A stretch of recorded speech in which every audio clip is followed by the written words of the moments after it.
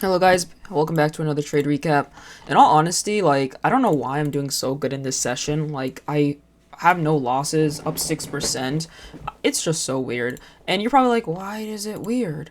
Because on this other session, I think it's my okay, it's this one. Yeah, my okay session, I have a 40% win rate. I've been struggling, like, dead ass. The market is rocking me, bro. I'm getting handled left and right, center. And it's like, I'm not trading any differently, bro. I'm trading with the same fucking logic. But how do you go from doing so good in June, up 6%, giving that all that shit back to the market in July, doing a pretty good, okay job in August, but only netting 1%? Same thing in August, mad losses, only netting 1%. Like, make it make sense. And then this month, your girl is getting manhandled, bro. Albeit I shouldn't have taken 2 losses here, but it's just like, what? And then in contrast to November here, I'm doing good. Haven't had 1 loss yet, but don't worry, I know it's coming. 6%. I literally just took the trade, and this is the one we're gonna trade recap, but it just makes no sense. Obviously, market conditions play a part, but I'm just like, I'm not trading with any different logic, and it doesn't make any sense why. Okay, I'm not gonna lie with you. This trade recap is probably gonna be all over the place because there was a lot of conflicting things with this trade. I eventually ended up arriving at the right drawn liquidity, but it was just like, bro. So right off the bat, as you can see on the daily, we have a SMT at the highs. We are all-time highs because we've just been mad bullish. We've just been up. You know what? This is probably why I've been doing good, because we just had very clear up candles. Not only that, they're very big. When you have these smaller candles and deep retracements, it's very easy to get manhandled by the market because you don't have such a big range on the daily to work with. But when you have such big candles like this, it's very easy, I think, to get on side with what the market wants to do. But yeah, these smaller candles, very, very difficult, more difficult. With that being said, we had an SMT at the highs, a bearish SMT, and we had a sweep on ES, no sweep on NASDAQ, which is what put in that SMT. I think price ended up going a little bit farther up, but we do end up having that SMT still remaining intact. So that's what I noticed on the daily, right? So right now I'm more bullish. I'm not bullish, bearish. We're more bearish because the SMT is in play. But usually what you want to look out for during the session is whether that SMT is going to stay intact or not, because we can have SMT at the highs, but it could definitely be a situation where during the New York session, like for example NASDAQ could definitely break that SMT and we could just keep barreling upwards. But this is a case where that wasn't the case, and the SMT did hold and we were bearish. Now going down to the 4-hour, per usual, we always want to mark out our 1800 candle and our 600 candle just to see how that daily candle is developing. Now right off the bat, if you notice, we have some very mixed signals here, right? So this candle is coming down very aggressively, and this candle is going up very aggressively, which is what made that SMT, right? But it's just like very conflicting. I'm just like, okay, you want to go down, but you want to go up, I guess. So what are we doing here? You guys are having some type of argument. What's the dealio? Like, where are we going here? So that was like the confusing part, I think, of trying to figure out, do we want to continue going up? Do we want to continue going down? So in cases like this, you want to just see how the market is reacting, and just kind of trying to gauge what it wants to do. But other than that, there wasn't anything that special on the 4-hour. So going down to the 1-hour, and that's where things become a little bit more interesting. So this is where things get a little bit confusing, right?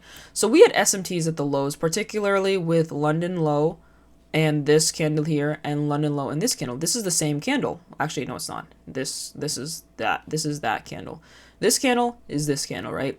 But as you can see, this candle never saw London lows, while this candle did. So that's an SMT, but that's a bullish SMT. So at this point, I'm like, okay, we have SMTs at the highs and we have SMTs at the lows. Which one's accurate? Do we want to go up or down? Very, very, very confusing, right? And I think this is a very, very, very important point that I want to make and that you guys should take into consideration when in the market is that, yes, we can have SMT on both sides, but which SMT makes more sense contextually? Look at the context, right? We have just been barreling up, bullish days, one after another. We just took out a very, very relevant high here, right? And we have SMTs at the highs. Now, given the context, which one makes more sense? That we're probably going to be bearish because we've just been having ultimate momentum. We've taken out a very important high. NASDAQ has gone down, and if you look, the more we go into the New York session, NASDAQ refuses to go up. It refuses. So at that point, I was just like, okay, look at the context. Yeah, bearish does make more sense. So I got rid of the SMTs at the bottom, the SMT lines I marked out at the bottom, because I was like, it's going to confuse me. I don't think going up is what we want to do right now. NASDAQ is not going up, and ES is just continuing to drop, right? So at that point, I was like, all right, we're definitely bearish. So then I go down to the 30-minute. Look at what we have here. We have a fair value gap, and yeah, basically, I think I just went down. Yeah, we have a fair value gap we're respecting. You could mark it out if you want, but sometimes it's confusing, especially since we don't have a fair value gap here on ES. I was just like, probably not going to mark it out. So then I zoom in on 50-minute. Do I see anything that interests me? Yes, I do. Sorry, this is like so all over the place. Let me just move this for a second. All right. So one thing I noticed is that we took out these highs here and we actually put in an SMT. We put in an SMT here at these highs here, and yeah, we never even saw this high, which is this one. But I think I used this one, which technically really should be this one. We never even saw that high, right? So this is a bearish SMT. So at this point, I'm like, all right, yes, we definitely are going down now. So then I'm just waiting for a change in state. Now, because this is near the high of day, I didn't want to take it on the first change in state of delivery, which I could have taken it here, but my stop would have had to been very high up, and then it just didn't make sense risk to reward wise, right? Now for NASDAQ, that would have been here. I guess I could have taken it here at this candle here, potentially. My stop at the highs, although I'm not gonna lie, I do not like these highs because they're relatively equal. So yeah, but in terms of which asset I decided to take it on, I took it on the weaker asset. And I was kind of trying to figure out whether it was NASDAQ or ES was weaker. They're honestly very equal. But the reason I decided to take this on ES, because I did take this on ES, is that I kind of just went back up to the higher time frame. I looked at which one looked weaker, which one made more sense weaker wise, right? And I recognized that ES, we had a lot, like this really big black candle here, while this same candle on NASDAQ was really small, and NASDAQ had already dropped so much. So I didn't think it was going to really drop very quickly, very fast. And then ES had a lot more room to like come down. So I was just like, okay, I'm probably just going to take this on ES. Which was, my basic reasoning. Basic reasoning. So then I just went down to 3-minute, waited for that CISD, and then I waited for a continuation confluence, which was this fair value gap, and then a closure below. Once we had that closure below, I decided to enter.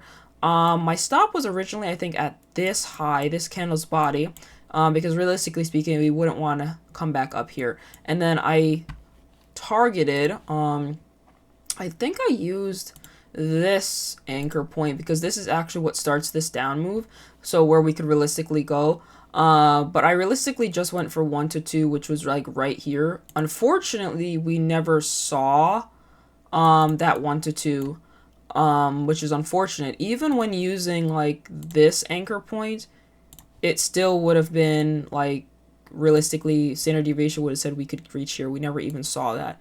So both standard deviations were not fulfilled. Now, you're probably wondering, okay, then how did you make profit on this? Well, okay, so it was coming down and it was just chopping. And I think, I don't know, at some point when I reached one of these candles, I was like, all right, if we were going to go there already, we could probably still go there, but at this point, I'm going to take some off and move myself to break even because I don't like how it's chopping. And that's what I did. I took off $300. It was originally supposed to be a $1,000 gain, but it is what it is. And I just moved my stop to break even. And it ended up taking me out of break even. If I didn't do that, I would have been taken out at a loss, but I still got something. So my philosophy is that if price is effing around and not going towards the draw like as quickly as I think it should, or it's losing momentum and like looking like it's going to reverse, I just take something off, because yes, it does cut into the profit if it hits your TP, but I think it's better to take something off of the trade than hitting a break even or hitting or getting out at a loss, right? So that's just my philosophy. Yeah, so that's how I got that win. It's unfortunate that it didn't go straight to the draw, but I still got something out of it. I think the reason why it didn't go straight to the draw is just because we'd already like moved so much on the daily range, that price had at this point had kind of just fizzled out, and this was like around 11 as well. So, basically, so yeah, that's basically just that trade. Trading is so difficult. Sometimes you do good and then sometimes you do so bad. The month is not over. This could completely get wiped out. I don't want to say that. I don't want to believe that that's what would happen, but the market is just so unpredictable, and even no matter how good you are, the market can just humble you. It's just always humbling you, and you might do good this month and then do bad in December. Like it's really tough. And I don't know, I think it's a matter of my skills still, although I do think I'm definitely a lot better than I was last week. But I don't know, man. I'm still trying to just get better and improve and work on stuff. But why isn't this going? This thing is broken. But yeah, that's it. I don't know what's going on. Anyways, something's going on with this. But with that being said, if you have any comments, if you have any questions, leave them in the comments. Don't forget to like and subscribe, and I'll see you in the next one. Peace.